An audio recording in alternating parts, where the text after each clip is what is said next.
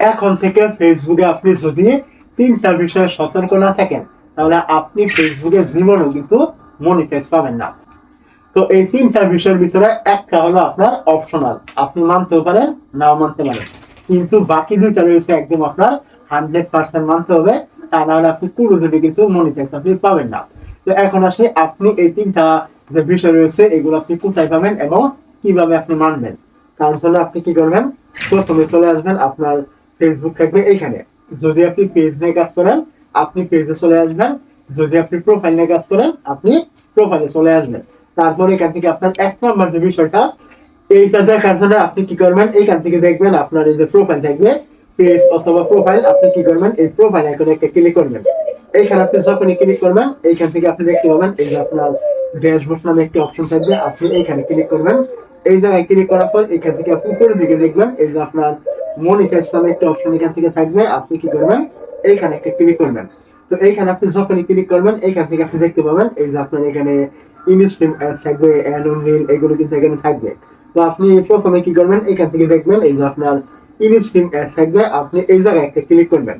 এখানে আপনি যখনই ক্লিক করবেন এখান থেকে দেখতে পাবেন এই যে আপনার আই এম ইন্টারেস্টেড এরকম একটা অপশন কিন্তু এখানে প্রত্যেকেরই কিন্তু পেজ বা প্রোফাইল এরকম কিন্তু দেওয়া থাকবে।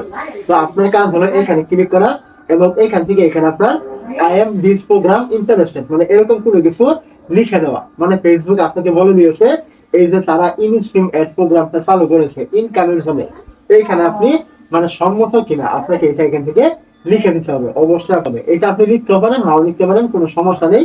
ফেসবুক এখানে নিজে বলে দিয়েছে এই যে অপশনাল, এটা আপনি করলেও আপনি এখান থেকে এই সেটআপ গুলো আপনি পাবেন, না করলে পাবেন, তারপরে এখান থেকে করে নেওয়া উচিত, আপনি এটা করে নেবেন।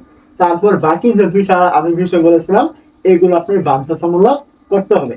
তো ওই দুইটা পাওয়ার জন্য আপনি কি করবেন, আবারও চলে আসবেন এখানে আপনার ফেসবুক পেজ অথবা প্রোফাইলে। এইখানে চলে আসার পর আপনি ঠিক আগের মতো এখান থেকে এই যে আপনার প্রোফাইল আইকন থাকবে, আপনি এই জায়গায় একটা ক্লিক করবেন। এইখানে আপনি যখনই ক্লিক করবেন এখান থেকে আপনি আবারও এই যে ড্যাশবোর্ড অপশন পাবেন, আপনি এইখানে আবারও ক্লিক করবেন। এইখানে ক্লিক করে দেওয়ার পরে এখান থেকে দেখবেন উপরে রয়েছে আপনার প্রোফাইল অথবা পেজের নাম কিন্তু এখানে শো করবে। তো আপনি কি করবেন এই নামের উপর একটা ক্লিক করবেন। তারপর আপনি কি করবেন এইখান থেকে দেখবেন এই যে পেজ রেকমেন্ডেশন অথবা প্রোফাইল রেকমেন্ডেশন এরকম থাকবে, আপনি এইখানে একটা ক্লিক করবেন। এইখানে আপনি যখনই ক্লিক করবেন এইখান থেকে আপনি দেখবেন এই যে আপনার এই পেজ বা প্রোফাইল এখান থেকে রেকমেন্ডেবল আছে কিনা। বিশ্বাস করুন ভাই, যদি আপনার এইখান থেকে আপনার পেজ বা প্রোফাইল রেকমেন্ডেবল না থাকে আপনি জিন্দিগিতে এখান থেকে মনিটাইজ পাবেন না।